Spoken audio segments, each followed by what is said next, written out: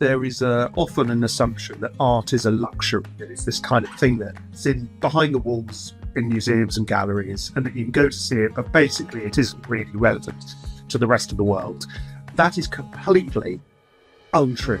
Art has been an absolutely fundamental, central part of human society everywhere in the world since the very beginning. On today's episode of Careers Unwrapped, really thrilled to have with me Dr. James Fox. Now, James is many things. He's a renowned art historian, principally, but also a writer and a broadcaster. And as a Cambridge scholar, he's dedicated his career to exploring and sharing the wonders of art. He's known for engaging television documentaries, his contributions to museums, also to schools and charities. And James really brings art into the public sphere, I believe, with passion and with insight.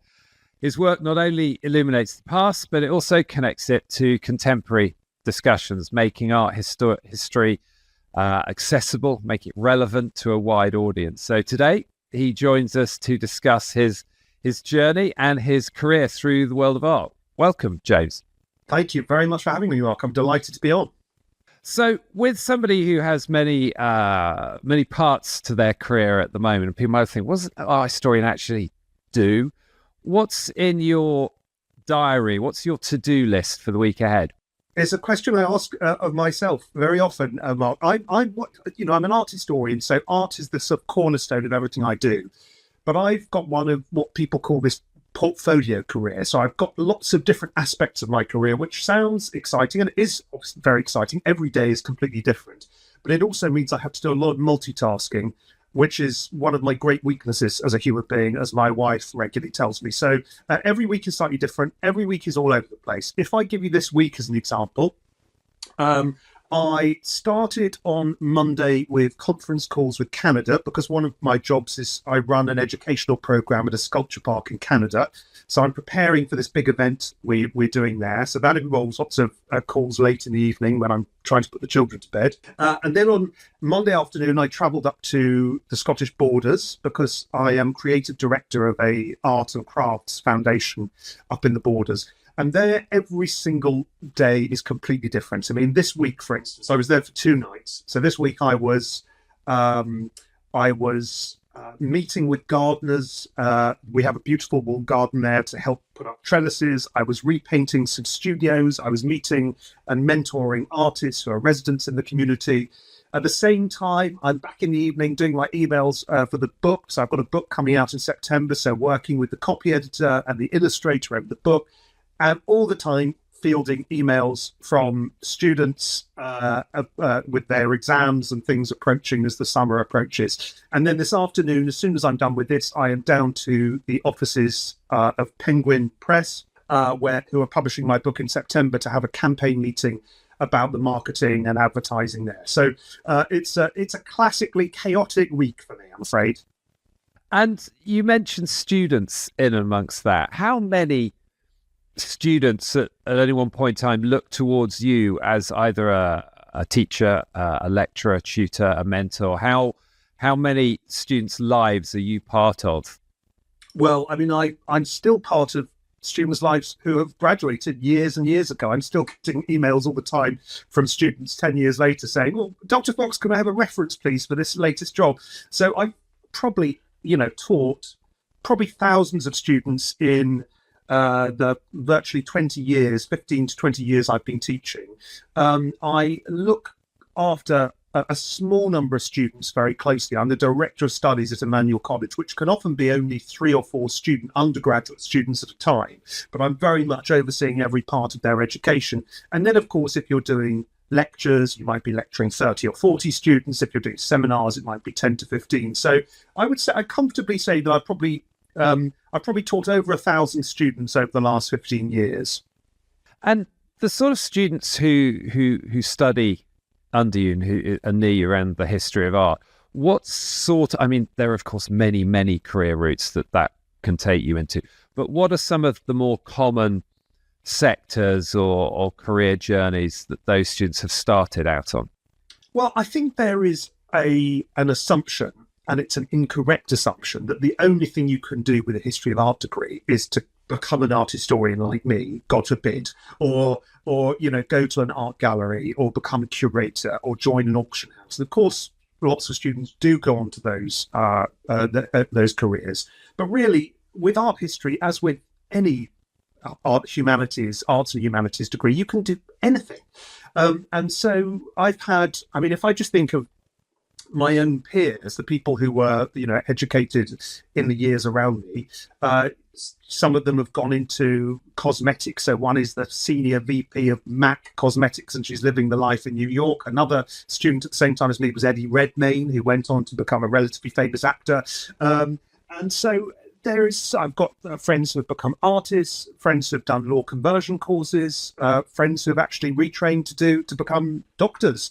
So, there are others who have gone on to manage and run successful businesses. There is really such a wide range of things you can do. And that's why I often say to students and to people applying to university that actually, your degree, unless you're doing something like law and medicine, which are almost semi-vocational degrees, but even with those, you're not straitjacketing yourself in one career or another. You're giving yourself skills that can be widely applicable across many different sectors.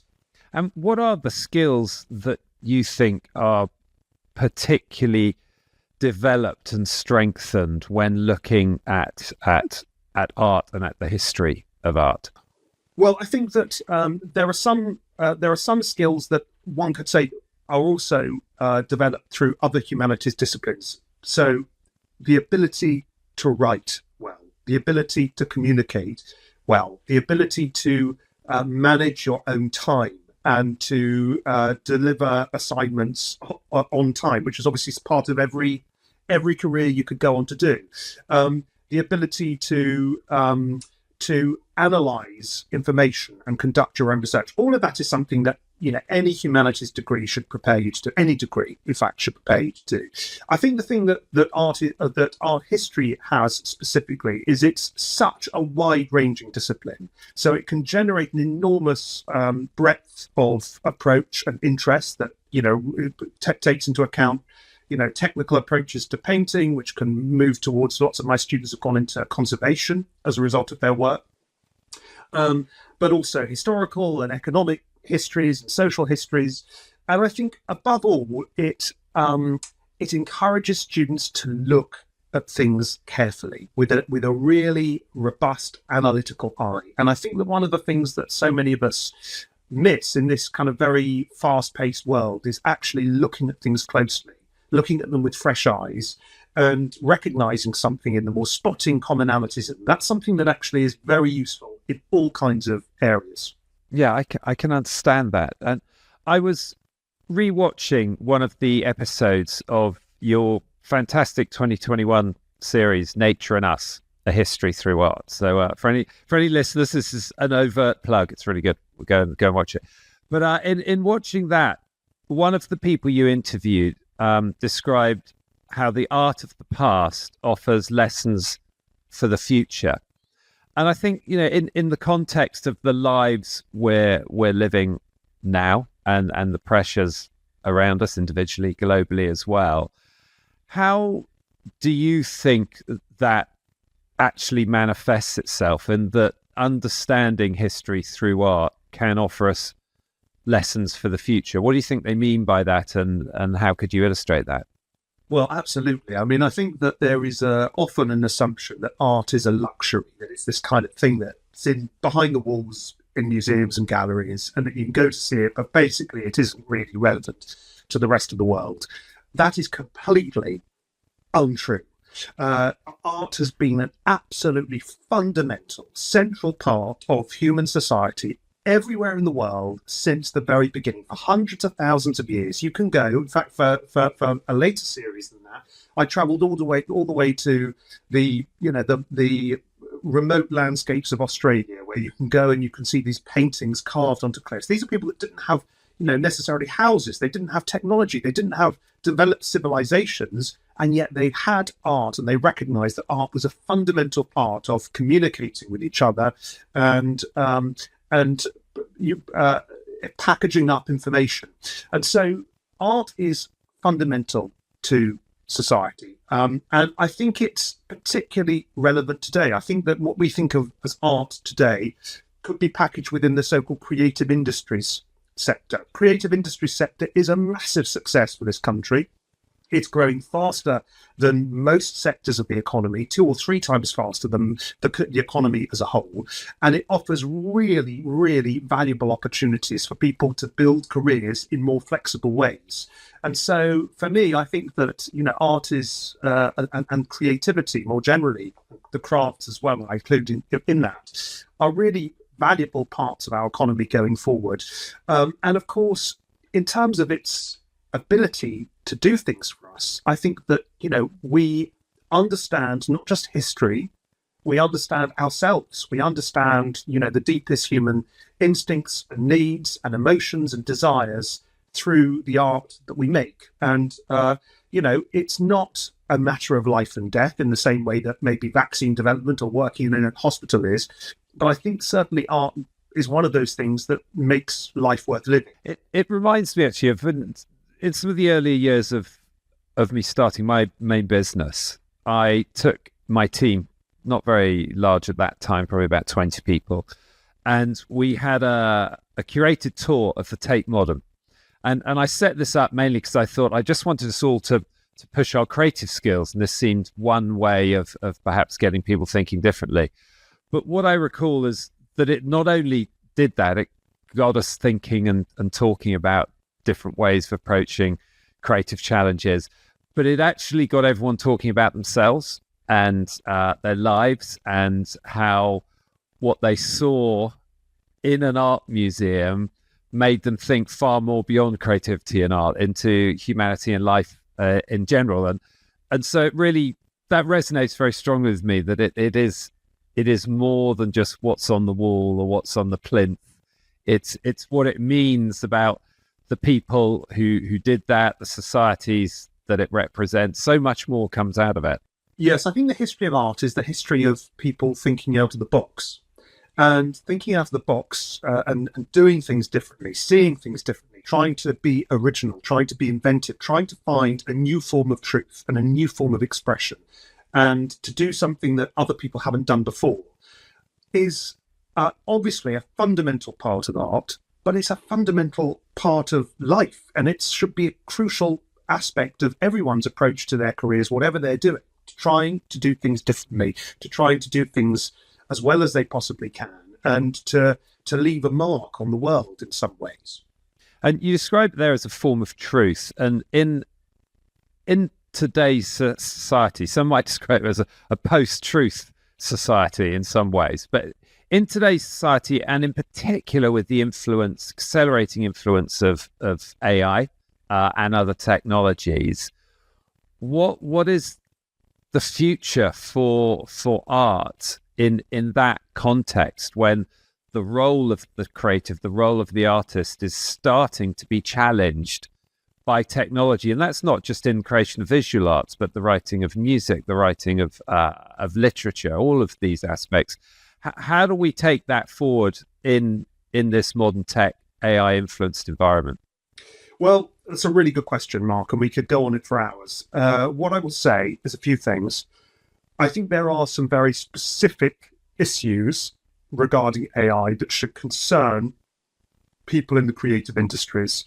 The biggest being, I suppose, copyright infringement, which is very much in the press at the moment, and the fact that people's intellectual property is being scraped, often illegally, by large language models, and they're not receiving the credit that they deserve. So that is a crucial thing that has to be resolved through changing laws and regulations. I think there is a question as it pertains not just to the arts, but to many different industries, to the automation, if you like, of various jobs. And that will happen. It's already happening, where jobs that would have gone to human illustrators or human models, if it's in fashion, will now go to algorithmic operators. So I think there are specific concerns there. But I think on the broader sense, I would say that we can often become rather apocalyptic about new technologies. We always have done. Throughout history, when the printing press was invented, everyone said, "Well, that's the end of manuscripts," or manuscripts carried on. When photography was invented in the 1830s, 1840s, people said that's the end of painting. It wasn't the end of painting. In the 1890s, when cinema came in, everyone said, well, that's the end of theatre. Well, it wasn't the end of theatre. In the 1950s or whatever it was, slightly earlier, when television came in, that's the end of cinema. It wasn't the end of cinema.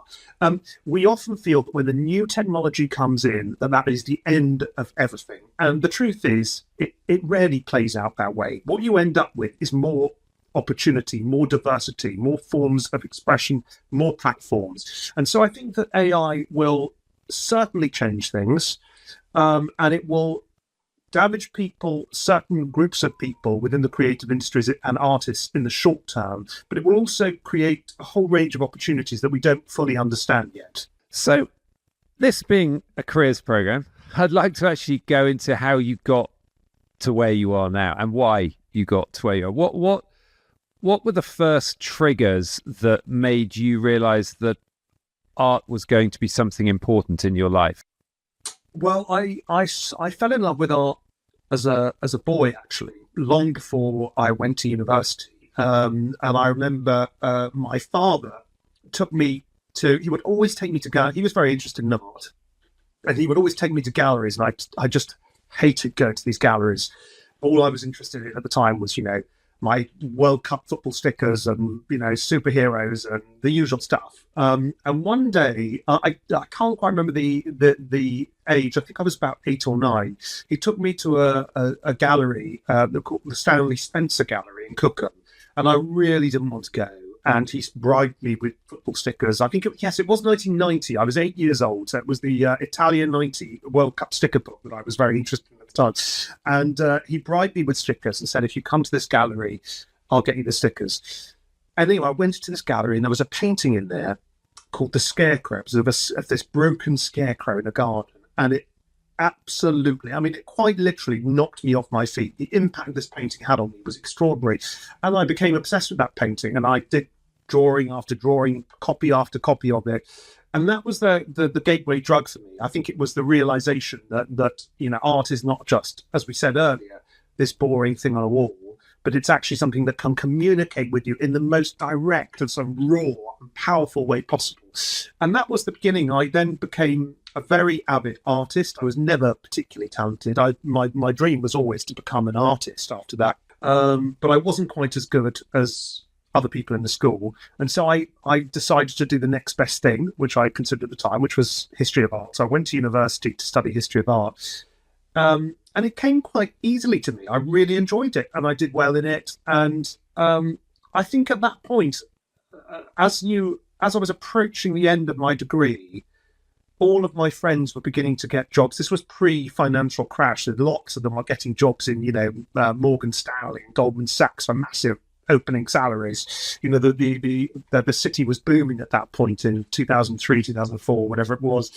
And I ended up getting funding to do a master's. I stayed on to do a master's, and then I went to Harvard for a year, and then I returned to Cambridge, and I did a PhD, and then after my PhD, I applied for a research fellowship. I got a fellowship at Gonville and Keys College and ended up spending 11 years at Gonville and Keys College. So in a way, I was kind of, I was on this conveyor belt, a semi-academic conveyor belt, from one position to the next. But I always felt, Mark, very powerfully and passionately from the start that I didn't only want to be within, if you like, the ivory tower of academia, and I wanted to try to reach a broader audience. So I pushed very hard throughout that period to reach those broader audiences, and that's how I started doing broadcast work, really. And from the academic perspective, some of the terms you use there are terms lots of people have heard of, but may not know really what's involved, what's the difference. When you go from undergraduate studies to a master's, then you said you went to Harvard for a while, then you did a PhD. What are all of those different levels and stages in developing an academic career and qualifications?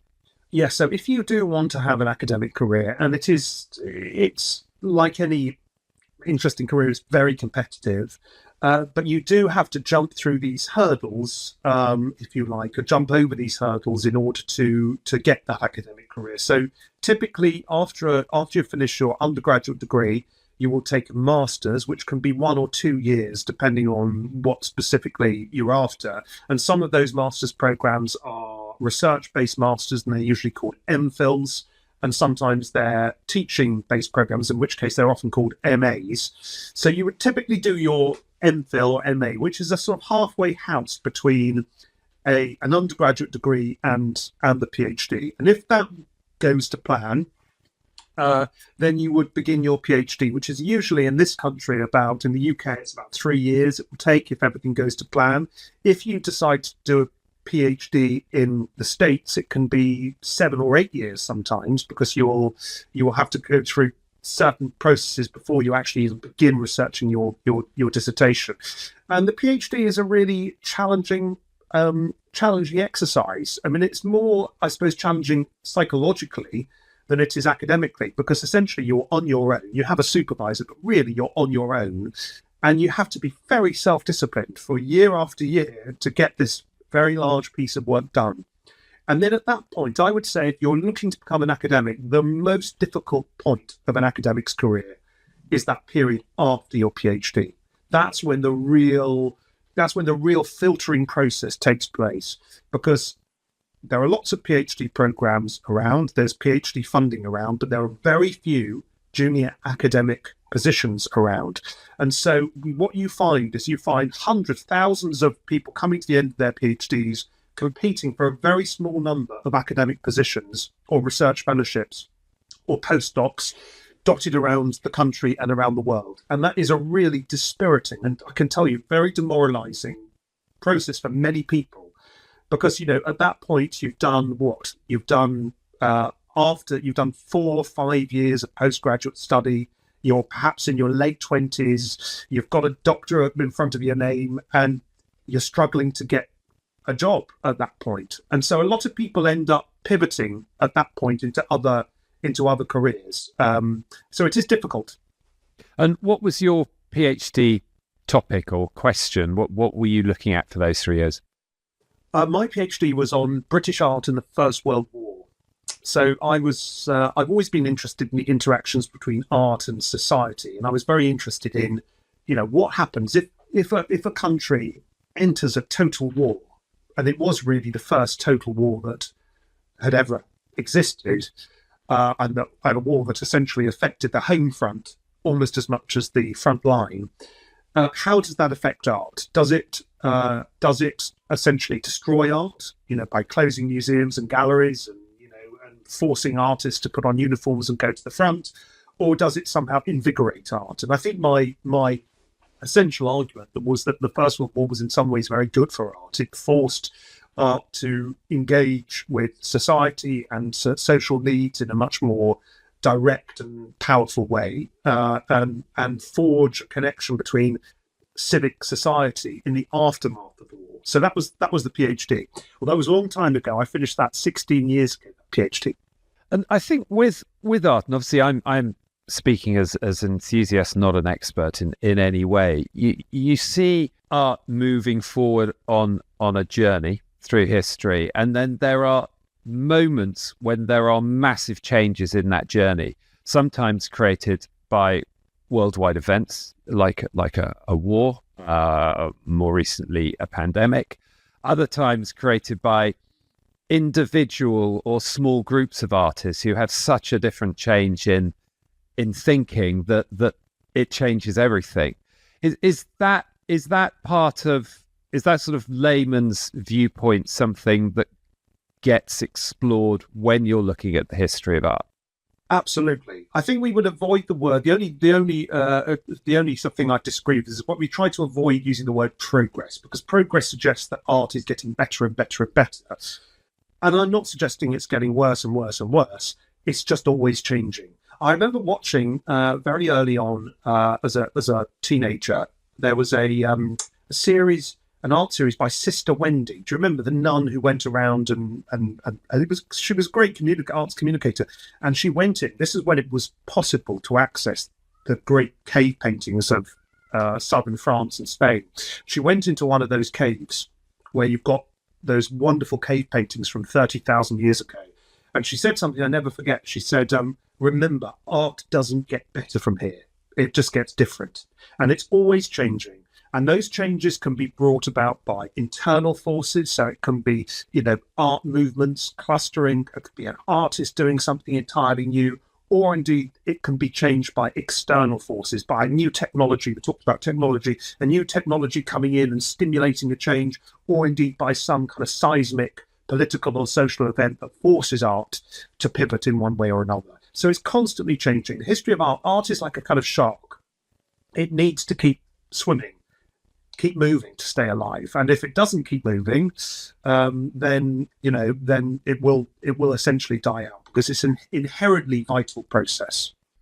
I'm jotting that one down. Art is a shark. I might have to find a way to use that in everyday conversation. Now, aside from what you do as an academic and an art historian, you've also developed a career. You've developed parallel careers, you said, of portfolio as both a writer but also a broadcaster. And now broadcasting is very much a set of skills. It's a different line of work. So what have you had to learn or develop in order to become the broadcaster that you are? Broadcasting is an extremely difficult thing to do, and I didn't realize it, because often the people you see on television are so accomplished at what they do that they make it seem easy. And so when you look at them, you think, I see anyone could do that. And then suddenly you're there. I remember the very first shoot I did, it was 2009. I'm not going to tell you the series. I was making a television. It was my first ever television program. And I thought, this is easy. I could talk about art, no problem. I've seen them all do it on the television. And then, the camera crew is around you. There's 4 or 5 people standing around you. There's a camera lens staring down your eyes. The red light goes on and all the pressure is on you. And suddenly it is very, very difficult to act normal. And, all these ticks start to appear, and and the camera doesn't lie. The camera is this very kind of scouring vision, and it can pick up if you look tense, if you do look nervous, it will spot it a mile away. And so learning to be comfortable and to be natural on camera is very difficult, and it took me a few years of work to do that. I think there are other skills that are involved in broadcasting as well. So one, as I say, is being able to appear natural on camera. But the other thing, and this is something that many academics aren't quite so good at, is trying to be as accessible in your language as possible. Don't use dark jargon. Don't try to impress people with your intelligence. Try to speak in the most direct and accessible and engaging possible way. Try to connect with people, whether it's through passion or through storytelling or through emotions. And I think if you're able to do that, that's a really important task to learn. But yeah, broadcasting is really difficult. And it's also about curiosity. And especially, as you know, Mark, yourself, if you're interviewing people, you've got to have an innate curiosity about other people and about things. And if that is real, if that is genuine, and if your passion for people and things is real, it will show itself on the screen, and you will engage your audience. And in the totality of the job of everything that has to be done to make a TV program, obviously you're doing the pieces to camera, but what of the wider work are you doing in your role? Are you doing the research? Are you gathering guests in, or are you setting general directions? Are you writing scripts? What's the total job that you're normally doing? Well, every broadcaster is different. So I would say the majority of presenters, television presenters, don't write their own scripts. That is usually the director's job. And often the director will present the script to the presenter on the morning of the shoot, and the presenter will either just essentially do exactly what has been written, or they'll do a little bit of tweaking at the end and change some wording. I am far too much of a perfectionist and a fusspot to allow directors to do the writing. So I generally did my own research, did my own scripting. So pretty much in all of my series, everything I say they're my own words, written by me.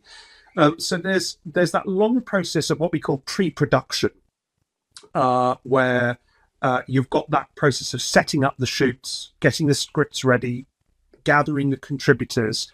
Then there's the production process, which is exhausting. I mean, shoots are really, really tiring. You're looking at 12-hour days minimum.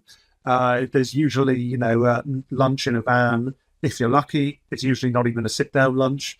You're often traveling from place to place. I mean, I've traveled all over the world with shoots. And so you're constantly jet lagged, you're constantly exhausted, you're constantly packing up your suitcase for the next rubbish hotel. And you're always, and I'm a night owl, but shoots, it's not glamorous. It's not glamorous. I'm a night owl, and shoots always start at the crack of dawn. Because you have to, often if you're filming museums and things, you have to film there before they open to the public, or if you want to, the light is excellent in the morning. But I would say, and this is another thing I would recommend to your listeners and your viewers, is that it is an incredibly rewarding industry to go into the film and television business. Now, obviously, television in particular is changing dramatically at the moment, with the traditional broadcasters really essentially dying on their feet while the streaming platforms take over. But it is also a very good time to enter the film business. Did you know that, more films are shot in the UK than they are in Hollywood? More American films even are shot in the UK than Hollywood, because we give lots of tax breaks, and we've got great facilities and great people working with the industry here. So it's a really good industry to go into. If you want to go into film, if you go to film school and want to become a camera operator or a sound recordist or a grip or a gaffer or a focus puller, these are really, really fascinating jobs. And it's a really, really big and successful industry in this country. Now, one of the areas I know that you're involved with on and off is around education. And schools and how young people get engaged with art. And in our education system over the last decade or so, there has been increasingly less of an emphasis on arts and humanities, and perhaps a raising of emphasis on areas that might fit under a STEM. Now, I'm not a great fan of the separation of all of these aspects, because I think creativity and technology and engineering, they need to go together. But what's your observation about the purpose of arts in education, but also where can we go within the education system to raise the profile, the usefulness, the attraction, engagement with the arts? I think it's been a really worrying few years, Mark. And what we've actually seen is the arts withdraw or being pushed out of mainstream education in many ways. I recognise that it's an expensive part. When school budgets are very tight, it is an expensive part of any, schooling process. You need to acquire all the materials or fire a kiln or whatever it is. But essentially, the idea of creative and practical education is disappearing from our schools. It has been disappearing school by school, year by year, class by class. And the opportunities to pursue those practices is disappearing in other places as well. We're seeing even art colleges closing down. We're seeing universities get rid of their creative courses and practical courses. This is a disaster. It's a disaster for, I'd say, two reasons. The first reason is it's a disaster for our country's economy. I said earlier that it's one of the few sectors in which we really punch above our weight in the UK, and have done always, certainly for the last century or so, in terms of our cultural power, our ability to project this soft power through music and the arts and design, architecture. We have this enormous impact around the world. through the power of our creative industries and professionals, and to not lean into that, to not have that as a central part of our larger industrial strategy, and to not funnel people into that is a real mistake on a sort of broader perspective.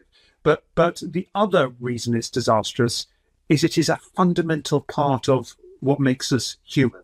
And it is giving young people, and people actually of all ages, the ability to be creative is so valuable for their mental and physical health. We know that now, with the studies are absolutely clear, the impact that it can have on mental and physical health.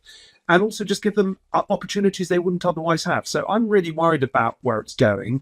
It's why one of the jobs I do, I'm creative director of the Hugo Burge Foundation. And one of our big ambitions within the foundation is to try to support and to offer as much funding as we possibly can to get creative education back onto the agenda in all forms, because it's not just about art rooms, art classes in schools. It's also about apprenticeship support, which is woefully lacking in this country. If they want to become a craft apprenticeship, it's one of the worst places in Europe to be if you want to try to set out to be a craftsperson, because the support just isn't there.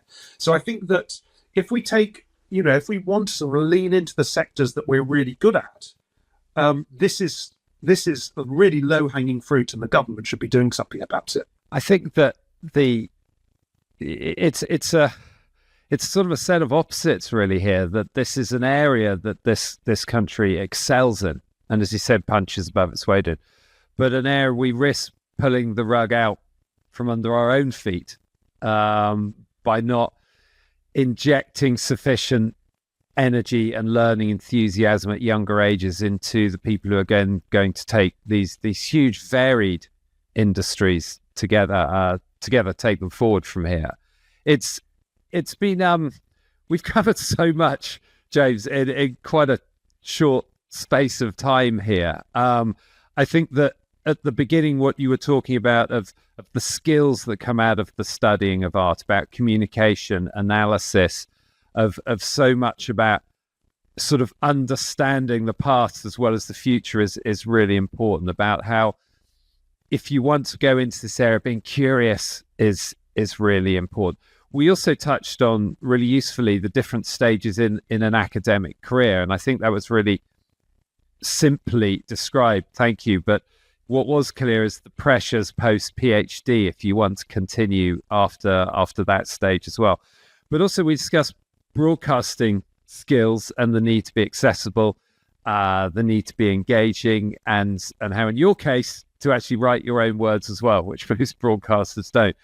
And also the sheer variety of roles, just extending from just the arts into all things wider and creative. There are so many opportunities. So if anybody listening or watching this thinks, I do feel I want a creative role, I want to be in the creative industry, keep pushing, because there are many, many avenues and different types of roles you can go into there. But I think the one thing I've got as a takeaway from this is how art is really just fundamental and central to humanity. So whether you're going to work in the area or not, put art into your life a bit, because it's going to be great for your life, but also the thought process that goes behind it is going to help you in almost any career you can think of. So, James, thank you so much for joining us on Careers Unwrapped for a quick run through of a really interesting to date career in the arts. And we look forward to seeing what comes next, including the book